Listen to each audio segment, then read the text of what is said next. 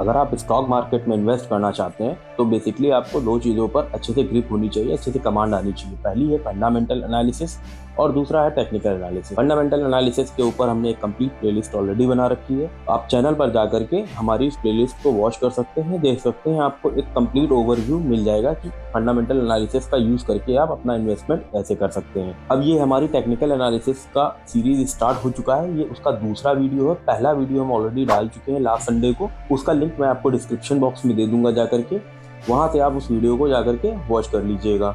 आज के इस वीडियो में हम आपको मूविंग एवरेज और एमएसईडी का यूज करके किस तरह से आप अपनी इन्वेस्टमेंट जर्नी को आसान बना सकते हैं, उसके बारे में कंप्लीट जानकारी देने वाले हैं। तो वीडियो को एंड तक वॉच करिएगा।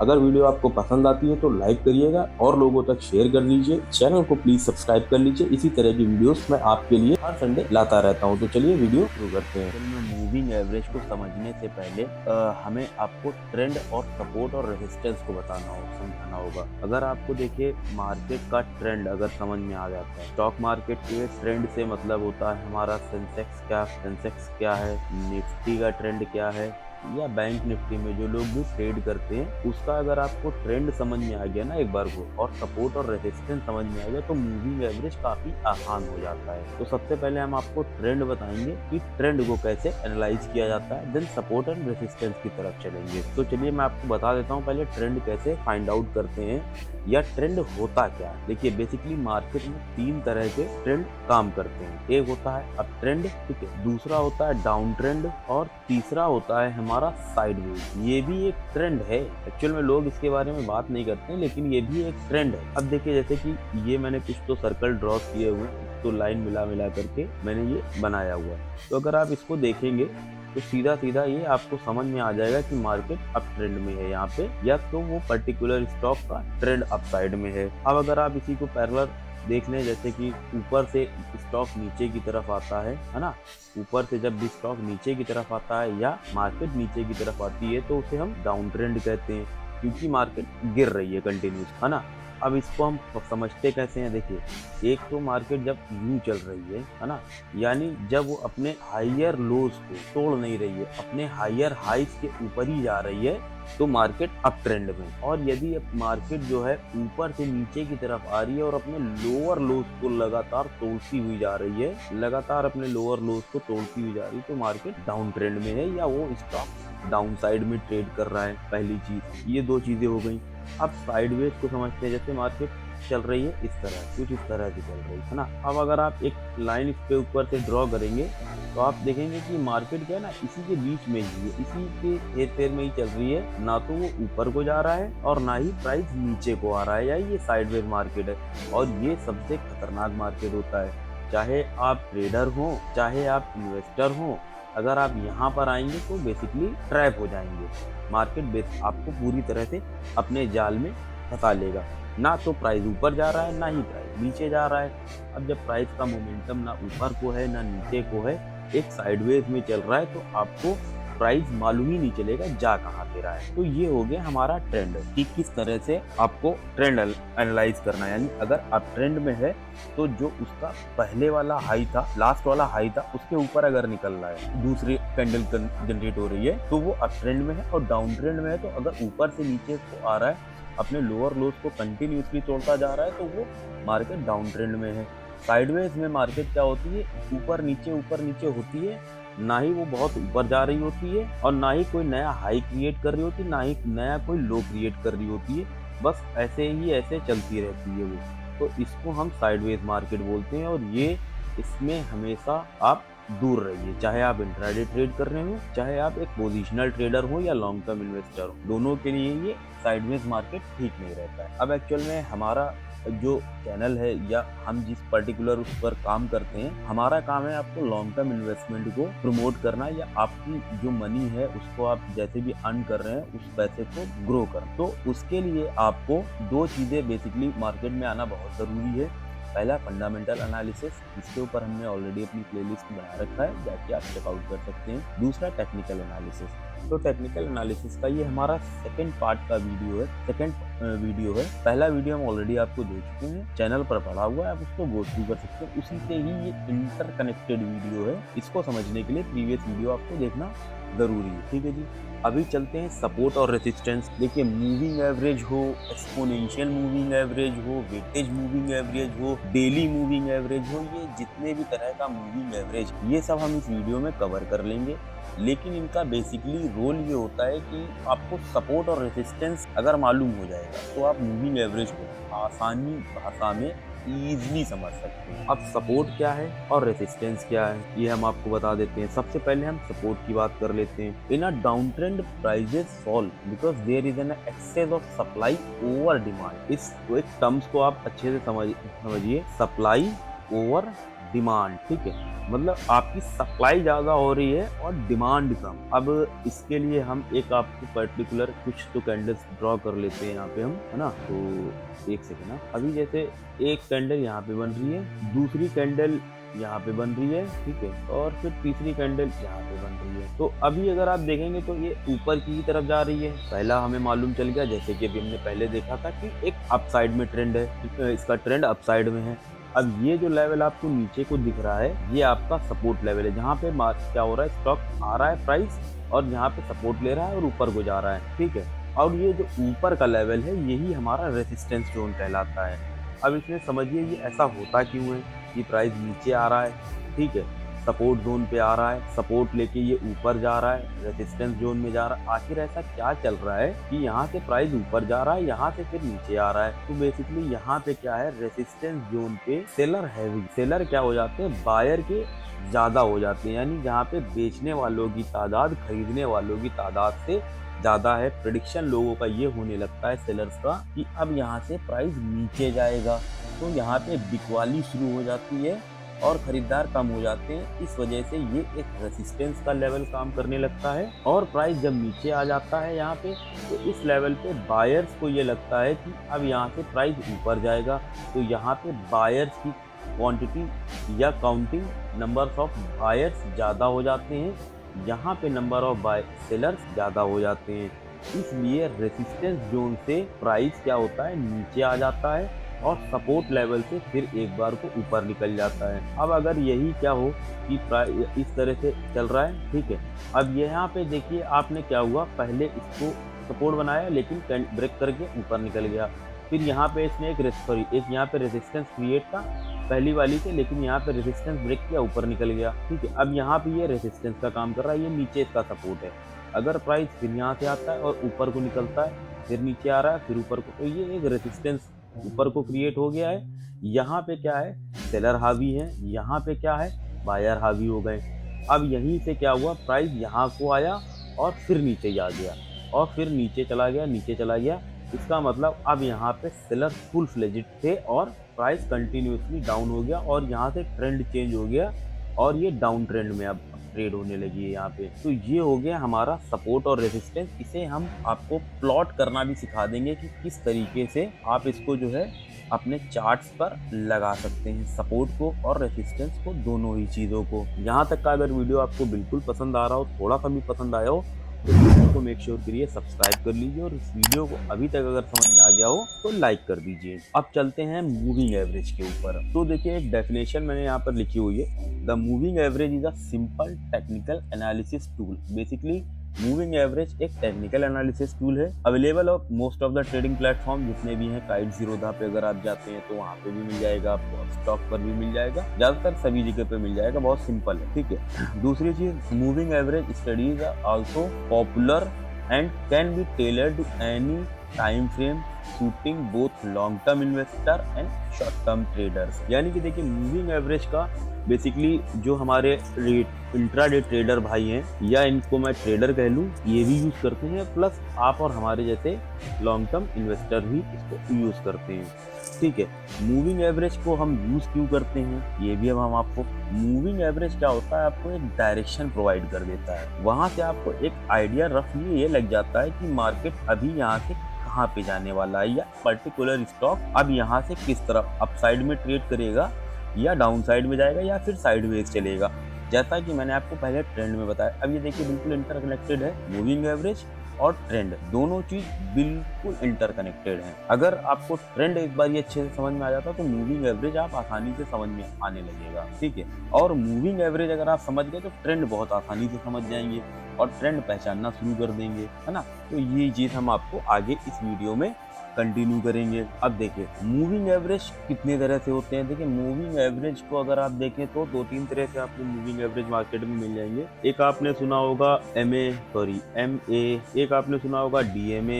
ये दोनों सेम है, moving average, daily moving average या SMA सिंपल मूविंग एवरेज, ये भी आपका सेम है। इसके अलावा 2 तरह से और भी मूविंग एवरेज चलते हैं। एक होता है EMA एक्सपोनेंशियल मूविंग एवरेज और एक होता है WMA weightage average moving average. इसका हम लोग ज्यादा यूज नहीं करते हैं, ये इररिलेवेंट है एक kind of long term investment के लिए भी, और ज्यादातर जो शॉर्ट टर्म ट्रेडर्स भी होते हैं या जो इंट्राडे ट्रेड भी करते हैं तो वो भी इसका ज्यादा यूज नहीं करते हैं। अब as a long term investor हमें जो फोकस करना है वो SMA पे करना है, यानी सिंपल मूविंग एवरेज पे करना है, और एक्सपोनेंशियल मूविंग एवरेज पे करना है। As a long term investor हम लोगों को मूविंग एवरेज और EMA पर फोकस करना है, यानी एक्सपोनेंशियल मूविंग एवरेज पर, और हमें इसको एक बड़े टाइम फ्रेम पर देखना पड़ता है, ठीक है। तो जैसे मैंने टाटा मोटर्स का ये चार्ट खोला हुआ है यहाँ पर, तो टाटा मोटर्स मैंने EMA 50 लगा रखा है, EMA 200 लगा रखा है और मूविंग एवरेज 50 लगा रखा है। अगर आप इन प्राइस एक्शंस को देखेंगे या इस प्राइस को देखेंगे, ये प्राइस मतलब कैंडल हमारी प्राइस है, ठीक है। अगर इस प्राइस को आप देखेंगे तो ये 50 + 200 है ना, +200 + 50 के बिल्कुल नीचे चल रही है। 50 moving average, 50 exponential moving average plus 200 exponential moving average के प्राइस जो है नीचे चल रहा है। अब यहाँ पे क्या दिख रहा है आपको, ये ट्रेंड डाउन साइड है ना, प्राइस नीचे चल रहा है। देखिए जितना बड़े टाइम फ्रेम पे आप पे लगाएंगे, जैसे ये 200 पे लगा हुआ है ना, तो जितना इन प्राइस से ये लाइंस दूर होंगी उतना ही आपको जो है एक बड़ा होराइजन देखने को मिल जाएगा, चीजें उतनी बड़े पिक्चर क्लियरिटी हो जाएंगी। ये मैंने जो है डेली टाइम फ्रेम पे लगाया है ना। अगर आप एक लॉन्ग टर्म इन्वेस्टर हैं तो बेसिकली आपको 50, 200 है ना, और डेली टाइम फ्रेम पर ही चार्ट को लगाकर ऑब्जर्व करना है एज अ इन्वेस्टर। अगर आप इंट्राडे ट्रेड कर रहे हैं और आप अगर डेली ट्रेडर हैं या फिर आप स्विंग ट्रेड कर रहे हैं तो फिर आप 19 और 21 EMA लगा करके अपना काम चला सकते हैं ना, और उसको आप टाइम फ्रेम रख सकते हैं 1 घंटे का, 2 घंटे का, 5 मिनट का। अगर आप इंट्राडे कर रहे हैं तो 5 से 15 मिनट के बीच में भी आप टाइम फ्रेम ले सकते हैं। मैक्सिमम इंट्राडे वालों के लिए 5 से 15 मिनट सुटेबल टाइम है, और EMA 7 और 21 रखिएगा उसके लिए आप, ठीक है। अब ये देखिए जितना दूर है इन प्राइस से उतने बड़े टाइम फ्रेम पे लगा है, यानी ये 200 पे लगा है। ये जितना कैंडल्स करीब लगा है प्राइस से, ये सॉरी कैंडल्स कर रहा हूँ, ये लाइंस जितनी करीब है आपकी, है ना, EMA जितना करीब है या SMA जितना करीब है उतने कम। अब जो ज्यादा दूर है हम उसे स्लो मूविंग एवरेज भी कहते हैं, और जो करीब है उसे हम फास्ट मूविंग एवरेज भी कहते हैं। अगर हमें लॉन्ग टर्म इन्वेस्टमेंट के लिए देखना है तो हम स्लो मूविंग एवरेज और प्लस फास्ट मूविंग एवरेज को प्लस करके ही एक रिजल्ट को निकालेंगे, तब जा करके हम डिसाइड कर सकते हैं। अब चलिए मैं इसको आपको चार्ट्स पर दिखा देता हूँ चल के, ये किस तरह से काम करता है मूविंग एवरेज और एक्सपोनेंशियल मूविंग एवरेज, प्लस मैं आपको फंडामेंटल एनालिसिस के साथ में इसको क्लब कर दूंगा, तो आपको और बेहतर समझ में आ जाएगा कि एज अ इन्वेस्टर आपके लिए टाटा मोटर्स अभी बेहतर है या नहीं, और आपको आगे अपनी रिसर्च करने में भी आसानी हो जाएंगी। तो हम आ गए अपने काइट ज़ीरोधा के अकाउंट पे। यहाँ पे ट्रेडिंग व्यू का फ्री ऑफ कॉस्ट आपको प्लेटफॉर्म मिल जाता है यूज करने के लिए, लिंक डिस्क्रिप्शन बॉक्स में दे दूंगा काइट ज़ीरोधा का। चाहे तो आप, अगर आपके पास डीमैट अकाउंट नहीं है तो यहाँ पे आप खोल सकते हैं अपना डीमैट अकाउंट को। ऐसा कोई प्रमोशनल वो नहीं है, आप चाहें तो प्ले स्टोर से भी डाउनलोड करके अपना ये काइट ज़ीरोधा का ट्रेडिंग व्यू का प्लेटफॉर्म यूज कर सकते हैं, बिल्कुल कम्प्लीटली फ्री। अदरवाइज आपके पास जो भी है आपके पास जो भी ट्रेडिंग प्लेटफॉर्म है, आप वहां पे अगर जाएंगे तो इंडिकेटर्स में अगर आप सर्च करेंगे, आप सिर्फ मूविंग एवरेज डालेंगे तो यहाँ पे आपको मिल जाएगा मूविंग एवरेज। पहले मैं मूविंग एवरेज को प्लॉट कर लेता हूँ, ठीक है। अब यहाँ पे हमें ये मूविंग एवरेज दिख रहा है, इसकी कुछ तो हमें सेटिंग्स को चेंज करना होगा। यहाँ भी देखिए लेंथ 9 है, मैं मूविंग एवरेज 50 यूज करूंगा, जैसा मैंने आपको पहले बताया था 50 और 200 पे चलता। अब ये देखिए स्मूथिंग लाइन SMA यानी एक्सपोनेंशियल मूविंग एवरेज नहीं, अभी हमें सॉरी हाँ सिंपल मूविंग एवरेज को पकड़ना है, EMA को नहीं पकड़ना है अभी, ठीक है। ये ब्लू लाइन चल रही है, मैं इसकी तो विजिबिलिटी को थोड़ा सा बढ़ा देता हूँ ताकि आपको समझने में आसानी हो जाए, देखने में। हाँ अब देखिए मैंने मूविंग एवरेज लगाया, अभी क्या है प्राइस इस मूविंग एवरेज के करीब है, यानी ये हमारी फास्ट मूविंग एवरेज है ना। अब क्या है, अब ये ज्यादातर आपको ये अगर 50 पे लगाएंगे तो ये प्राइस आपका मूविंग एवरेज के करीबी मिलेगा, लेकिन यहाँ से देखिए ट्रेंड आपको डाउन साइड देखने को मिल रहा है। अब इसमें एंट्री कैसे कब बनेगी आपकी, जब आपकी ये प्राइस इसको क्रॉस ओवर देती है, ठीक है। उसके बाद सस्टेन करके नेक्स्ट कैंडल जब जनरेट करेगी तब वहां पे आपकी एक फ्रेश एंट्री बन जाएगी बाइंग साइड। ये एक कंफर्मेशन। अब इसको बेटर कंफर्मेशन के लिए हमें क्या करना पड़ेगा, एक्सपोनेंशियल मूविंग एवरेज को भी लगाना होगा। EMA अगर हम करेंगे तो मूविंग एवरेज एक्सपोनेंशियल आ गया, लेकिन हम मूविंग एवरेज एक्सपोनेंशियल को 200 मूविंग एवरेज पे यूज करेंगे ना। 200 कैंडल्स पे 200 कैंडल्स पे आएंगे। ये डेज नहीं होता है एक्चुअल में, मैंने पहले अगर आपको वीडियो में नहीं बताया तो अभी बता देता हूँ। ये 200 कैंडल्स की एवरेज होती है। यहाँ पे जाएंगे, EMA पे टिक करेंगे, स्टाइल्स में जाएंगे, यहाँ से फिर मैं इसका कलर चेंज करके ग्रीन कर देता हूँ और इसकी थोड़ी सी थिकनेस को बढ़ा देता हूँ और ये कर देता हूँ मैं ओके। आप देखिए EMA 200 plus moving average 50, price दोनों के अभी नीचे चल रहा है। यहाँ पे ये ऊपर था, फिर क्या हुआ, अब ये 200 के भी नीचे आ गया प्लस 50 के भी नीचे आ गया। अब जब तक ये प्राइस 50 को क्रॉस ओवर नहीं देता या 200 को क्रॉस ओवर नहीं देता, तब तक एक लॉन्ग टर्म पोजिशनल ट्रेड आप नहीं ले सकते हैं, ठीक है। लॉन्ग टर्म पोजिशनल ट्रेड आप बिल्कुल नहीं ले सकते हैं। ये आप मूविंग एवरेज को इस तरह से यूटिलाइज कर सकते हैं अपने लॉन्ग टर्म इन्वेस्टमेंट के लिए। अब हम चलते हैं इसको, आपको इसके साथ फंडामेंटल को भी इंटीग्रेट करके दिखा देते हैं कि क्या फंडामेंटल हमारी टेक्निकल को थोड़ा बहुत सपोर्ट कर रहा है या नहीं कर रहा है, या हमने जो फंडामेंटल अभी पिछले अपने उसमें सीखा है क्लासेस में, उसकी नॉलेज आप लोगों को कितनी हो गई है, वो भी मैं आपको इसमें बता देता हूँ। तो देखिए अब इसके रिजल्ट्स भी आएंगे। तो नेट प्रॉफिट अगर आप देख रहे हैं यहाँ पे, तो नेट प्रॉफिट आपको अगर देखेंगे तो 5692 जून क्वार्टर का था। देन सितंबर क्वार्टर में क्या हुआ, नेट प्रॉफिट 3450 रह गया, यहाँ पे 3450 रह गया। 17529 था मार्च 2024 से। कितना बड़ा ड्रॉबैक देखने को मिल रहा है, यहाँ से भी ड्रॉबैक देखने को मिल रहा है। तो कहीं ना कहीं इसमें मतलब फंडामेंटल अगर देखी जाए तो कंपनी कहीं ना कहीं कुछ फंडामेंटल में 19-20 गड़बड़ हुई जरूर, इस वजह से ये प्रॉब्लम आ रही। इसको बेटर, और हम आपको स्क्रीनर की वेबसाइट पे डायरेक्ट ले चलते हैं और वहां पे बताते हैं चल के। अभी हम अपनी स्क्रीनर की वेबसाइट पर आ गए। यहाँ पे हम सर्च करेंगे टाटा मोटर्स लिमिटेड। करंट में प्राइस अभी 750 रुपए चल रहा है। अभी हम नीचे आते हैं और यहाँ क्वार्टरली रिजल्ट देखते हैं। तो एक्सपेंसेस अगर आप देखेंगे तो ये हमारे एक्सपेंसेस हैं, ये हमारा टर्नओवर है क्वार्टर ऑन क्वार्टर बेसिस पे, ठीक है। अभी हम P&L पर जाएंगे तो ये हमारा 31 मार्च लास्ट जो हमारा क्लोज हुआ है फाइनेंशियल ईयर 2024 वाला, इसमें 4,37,928 करोड़ का टर्नओवर था। प्रीवियसली 3,45,967 करोड़ था। तो टर्नओवर में कहीं ना कहीं अच्छी खासी ग्रोथ देखने को मिली इधर लास्ट 2-3 सालों में, ठीक है। अगर आप एक्सपेंसेस को देखेंगे तो एक्सपेंसेस भी कंटिन्यूसली बढ़ ही रहे हैं। एक्सपेंसेस में ऐसा कोई वो नहीं है कि कम हुआ हो, ठीक है। ऑपरेटिंग प्रॉफिट अगर हम बात करते हैं नेट टैक्स प्रॉफिट की, है ना, नेट प्रॉफिट की अगर हम बात करें तो इधर ये तो कोविड का पीरियड था, मैं इस पीरियड को भी छोड़ देता हूँ क्योंकि ये मतलब मोटर बनाने में डील्स करते हैं ना, कार वगैरह बनाने का काम है इनका। टाटा मोटर्स का बेसिकली मैन्युफैक्चरिंग यूनिट है, इनकी गाड़ियाँ वगैरह बनाते हैं। तो अगर इस हम पीरियड को छोड़ भी देते हैं 3 साल का, तो उसके बाद भी 2022 में तो थोड़ा सा सिचुएशन नॉर्मलाइज हो गई थी, उस समय भी प्रॉफिट माइनस में था। देन वहां से थोड़ा थोड़ा करके रिकवरी करते हुए अच्छी खासी रिकवरी देखने को मिली नेट प्रॉफिट में, है ना। ये इस वक्त में मार्च में, अगर हम मार्च 2024 की बात करें, 31,807 करोड़ की एक अच्छी खासी प्रॉफिट देखने को मिली है। लेकिन क्या प्रॉफिट बेहतर हो सकता था? और बिल्कुल हो सकता था। अगर हम बात करें तो प्रॉफिट बेहतर हो सकता था। अगर डेप्रिसिएशन आप देखेंगे तो डेप्रिसिएट देखिए यहाँ पे 27,270 करोड़ और यहाँ पे 24,860 करोड़ डेप्रिसिएशन भी बढ़ा है इनका। अगर डेप्रिसिएशन बढ़ा है तो इनकी टोटल जो है अगर हम देखेंगे जाकर के फिक्स एसेट्स में क्या हुआ है, फिक्स एसेट्स में मार्च 2024 में 1,21,285 करोड़ फिक्स एसेट्स कम हो गए थे।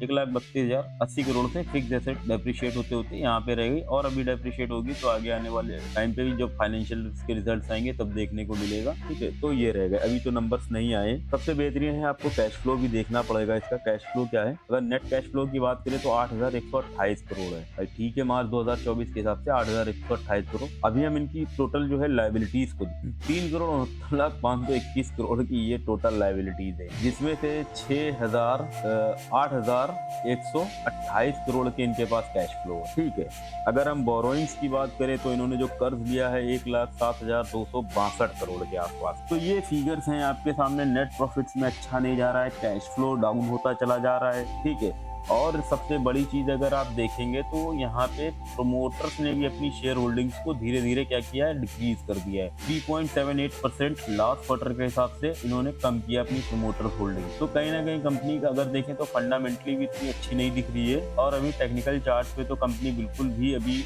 नई एंट्री लेने के लिए नहीं है ना। तो फंडामेंटल और प्लस अगर आप टेक्निकल को इस तरह से क्लब कर सकते हैं। फिर से एक बार हम चार्ट पर आ जाते हैं। तो अब है क्या, फ्रेश एंट्री आपकी कब बनेगी, जब ये 200 EMA से ऊपर निकलता है, तब आप यहाँ पे एक लॉन्ग टर्म पोजिशनल ट्रेड ले सकते हैं। फंडामेंटल साथ में एक बार ही चेक कर लीजिएगा, है ना, कि कंपनी दोबारा से इनके कैश फ्लोज में क्या हुआ, प्रोमोटर्स होल्डिंग के साथ क्या हुआ, है ना, ऑर्डर्स वगैरह कैसे क्या रिसीव हो रहे हैं इन्हें, और यूनिट अभी इनको जो है मतलब प्रॉफिट ऑपरेशन से कितना कैसे जनरेट हो रहा है, ये जरूर आप चेक कर लीजिएगा। ये अभी यहाँ पर हमने एक बारी आपको हम EMA 50 भी लगाकर दिखा देते हैं। EMA 50 पे अगर हम जाएंगे मूविंग एवरेज एक्सपोनेंशियल पे, तो क्लिक क्रॉस किया, यहाँ पे आते हैं, ये इसके डायमेंशंस को चेंज करेंगे। अब यहाँ पे हमने 50 EMA लगा दिया, सिंपल मूविंग एवरेज से इसको चेंज कर दिया, और इसकी स्टाइल पे भी जाएंगे और इसको हम कर देते हैं ब्लैक, थिकनेस को थोड़ा सा देते हैं बढ़ा, ज्यादा बढ़ गया तो अब यहाँ से हम इसको करेंगे डन। ये 50 EMA है, ये 50 मूविंग एवरेज है, ये 200 EMA। अभी कंटिन्यूसली क्या है, प्राइस इन तीनों के ही नीचे है। अब इन तीनों के नीचे है जब तक हमारे लिए फ्रेश बाइंग की एंट्री अभी नहीं बनती, जब तक इनको क्रॉसओवर ऊपर की तरफ ये ना दे दे। अब देखिए हम बैक टेस्टिंग पे आते हैं, इसको कैसे रिजल्ट दे रहा है ये हमारा। देखिए इसके साथ चल रहा था, ये साइडवेज मार्केट थी, है ना, इसीलिए मूविंग एवरेज को, एक्सपोनेंशियल मूविंग एवरेज को एक तरह का ट्रेंड एनालिसिस के तौर पे भी आप यूज कर सकते हैं कि आखिर स्टॉक का ट्रेंड क्या है, मार्केट का ट्रेंड क्या है, डाउन ट्रेंड है, अप ट्रेंड है, या फिर साइडवेज चल रही है। यहाँ पे देखेंगे अगर मार्केट तो साइडवेज थी, लेकिन यहाँ पे क्या हुआ, ये इसको टच करते हुए ही अभी धीरे धीरे ये ऊपर निकल गई, इसके नीचे नहीं आई, मार्केट इसके नीचे नहीं आई ना, इसके नीचे आई।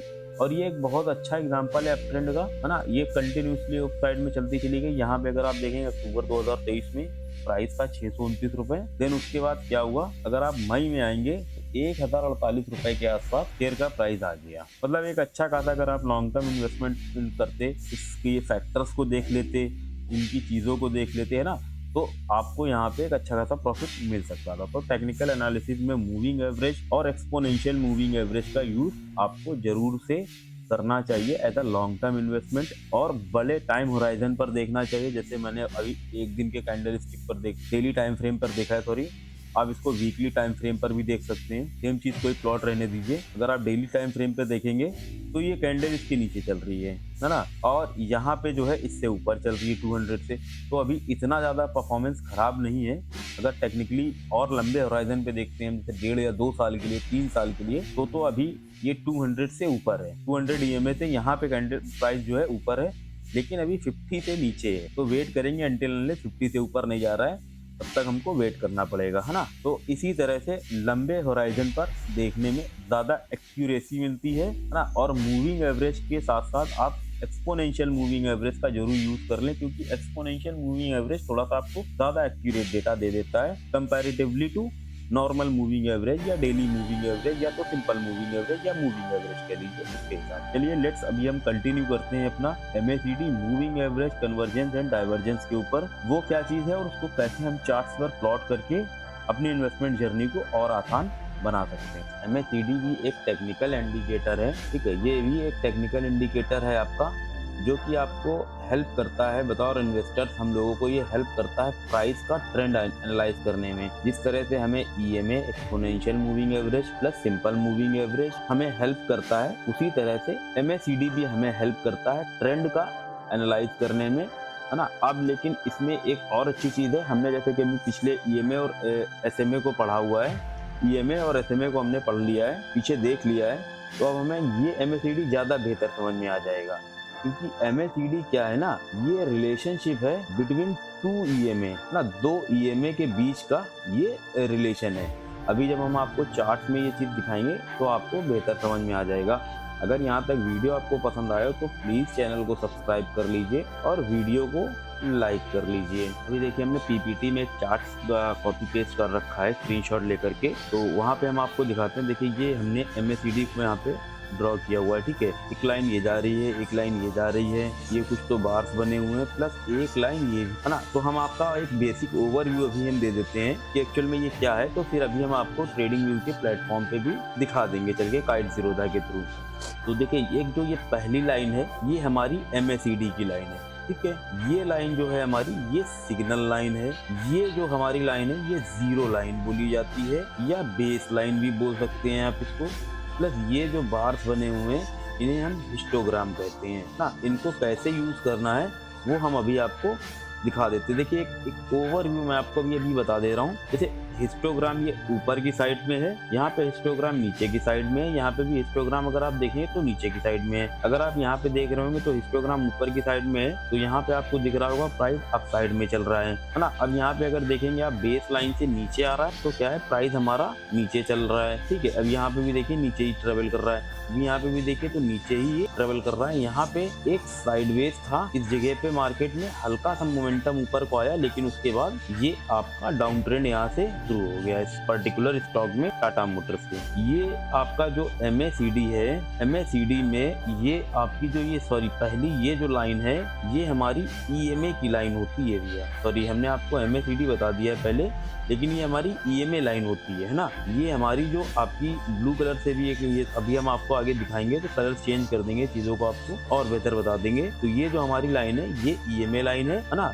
ये वाली लाइन। और ये जो लाइन आएगी ये हमारी सिग्नल लाइन हो जाएगी। अभी हम आपको ले चलते हैं सीधे कंफ्यूज ना करते हुए ट्रेडिंग व्यू के प्लेटफॉर्म पे, वहां हम आपको दिखाते हैं सारी चीजें चल के। तो ये हम आ गए अपने काइट ज़ीरोधा के ट्रेडिंग व्यू के प्लेटफॉर्म पे। एक दिन का कैंडलस्टिक पैटर्न लगा रखा है हमने। इंडिकेटर्स में जाएंगे, एमएसीडी को सर्च करेंगे, एमएसीडी सिंपली प्लॉट हो जाता है, ठीक है। अब हम इसके कॉन्फ़िगरेशन को चेंज करते हैं, 12-26-9 ये एज इट इज रहेगा। इसके बाद हम यहाँ पे आएंगे, हिस्टोग्राम्स में हम चेंजेस नहीं करते हैं। ये देखिए जो एमएसीडी लाइन है ब्लू लाइन से आ रही है, इसको हम थोड़ा सा थिकनेस को बढ़ा दें। अब ये हमारा सिग्नल लाइन है, ये हमारी रेड कलर की लाइन है, इसकी भी थिकनेस को हम थोड़ा सा बढ़ा देते हैं। अभी आपको देखिए बेहतर क्लैरिटी मिल जाएगी। अब जो ये लाइन आपकी है ये हमारी सिग्नल लाइन, ये जो हमारी आपकी ब्लू कलर से आ रही है ये हमारी ईएमए की लाइन होती है ना। मूविंग एवरेज की दो मूविंग एवरेज का पेयर है, 26 - 12 के बीच का ये गैप होता है। ये नीचे हमारे हिस्टोग्राम से और उसी के जस्ट जो ये ऊपर आपको लाइन दिख रही है